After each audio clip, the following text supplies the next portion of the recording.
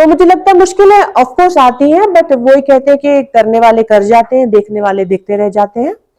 तो मुझे लगता है हिम्मत मर्दा मदद खुदा, अगर आप में कुछ आपने अगर ठान ली कुछ करने की, फिर आप वो ढूंढ ही लेते हो मौका, या जरिया ढूंढ ही लेते हो अपने ड्रीम्स फुलफिल करने का। मुश्किलें तो हर जगह आती हैं, ऐसी कोई बात नहीं है कि अगर आप फॉरेन कंट्रीज में बिजनेस सेटअप करेंगे तो वहाँ मुश्किलें नहीं आएंगी। वहाँ यहाँ से ज़्यादा मुश्किलें आती हैं, क्योंकि वहाँ पे आप सिटीजन नहीं होते हो, तो आप पे काफ़ी रिस्ट्रिक्शंस होती हैं एज एन इमिग्रेंट।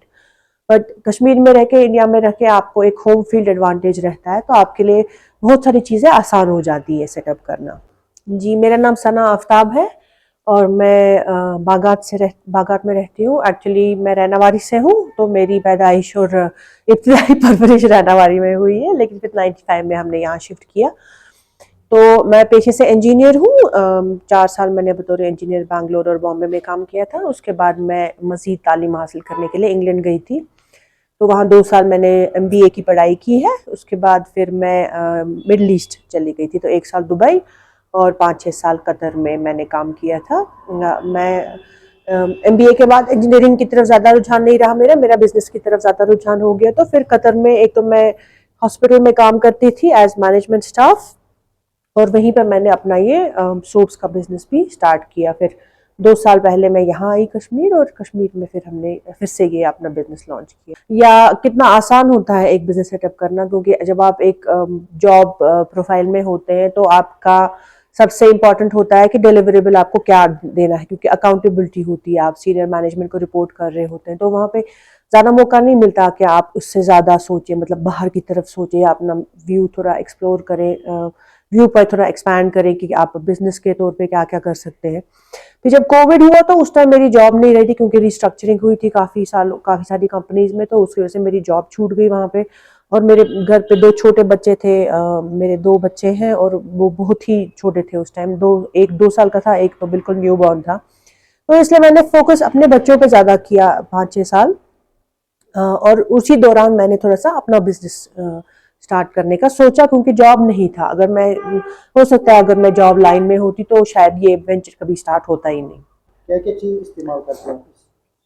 हाँ, तो हमारी जितने भी प्रोडक्ट्स हैं वो सारे ऑर्गेनिक हैं, हैंडमेड हैं। हम बहुत ही हाई क्वालिटी इंग्रेडिएंट्स यूज़ करते हैं, जैसे जो कि हमारी सोप्स हैं, इनमें सभी में हमने बहुत ही ऑर्गेनिक चीज़ें यूज़ की हैं। जैसे ये कलौंजी की सोप है, तो इसमें हमने कलौंजी सीड्स डाले हैं, और इंग्रेडिएंट लिस्ट भी यहाँ पे लिखा है। तो इसमें बहुत सारे ऑर्गेनिक ऑयल्स हैं, जैसे coconut oil, sunflower oil, nut butters हैं, shea butter, mango butter, walnut oil, apricot kernel oil.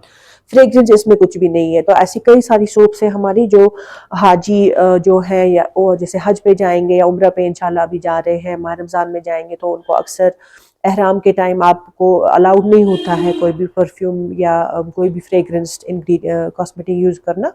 तो उनके लिए हमने काफ़ी सारी ऐसी चीज़ें बनाई हैं जो बिल्कुल हलाल हैं, बहुत ही माइल्ड हैं, और घर पे हर कोई फर्द यूज़ कर सकता है। मेरे को लगता है हमारी साबुनें उनकी साबुनों से काफ़ी ज़्यादा बेहतर है, क्योंकि हमारी साबुनें बिल्कुल ऑर्गेनिकली बनाई गई हैं, हैंडमेड है। अगर कोई भी हमारी मैन्युफैक्चरिंग प्रोसेस भी चेक करना चाहता है, इंस्पेक्ट करना चाहता है, तो वो भी कर सकते हैं। आप खुद आके देख सकते हैं कि हम सोप्स कितने क्वालिटी तरीके से बनाते हैं, कितने हाइजीनिक तरीके से बनाते हैं। इसमें कोई भी हार्मफुल केमिकल्स इंक्लूड नहीं होते हैं। जो बाजार की सोप्स होती हैं वो यूजुअली डिटर्जेंट बेस्ड होती है। तो अगर आप उनके इंग्रेडिएंट लिस्ट चेक करेंगे, और फिर आप अपने कपड़े धोने की साबुन चेक की इंग्रेडिएंट्स चेक करेंगे, तो आप देखेंगे उसमें काफ़ी सिमिलैरिटीज है। यानी कि आप बेसिकली कपड़े धोने की साबुन अपने जिस्म पे लगा रहे हैं, तो उससे इन द लॉन्ग रन आपकी जिस्म का एक सेकेंड, आपकी स्किन काफ़ी रफ हो जाती है, ड्राइनेस इंक्रीज हो जाती है, या पिंपल्स निकल आते हैं, कई लोगों के बाल झड़ना स्टार्ट होते हैं, बच्चों की स्किन पे रैशेज आती हैं। तो उसके कंपैरिजन में अगर आप प्राइस के कंपैरिजन करें तो ऑफकोर्स हमारी सोप्स उनसे ज़्यादा एक्सपेंसिव है, लेकिन actually our soaps are worth the money. जब आप हमारी सोप्स यूज़ करना स्टार्ट करेंगे, आपको खुद समझ आएगा कि बाजार की सोप और हमारी सोप में क्या फ़र्क है, क्योंकि ये डिटर्जेंट बेस्ड नहीं है। मुझे लगता है हर किसी का अपना अपना सोचने का तरीका है। ऐसी कई सारे औरतें हैं जो घर पे बैठ के भी काम कर रही हैं, और ऐसी बात नहीं है कि घर पे आप हैं तो आप घर पे काम नहीं कर रहे हैं। घर पे भी बहुत सारे काम होते हैं, घर का काम कभी खत्म नहीं होता। खासकर बच्चे पालना, घर संभालना एक बहुत ही इंपॉर्टेंट काम है।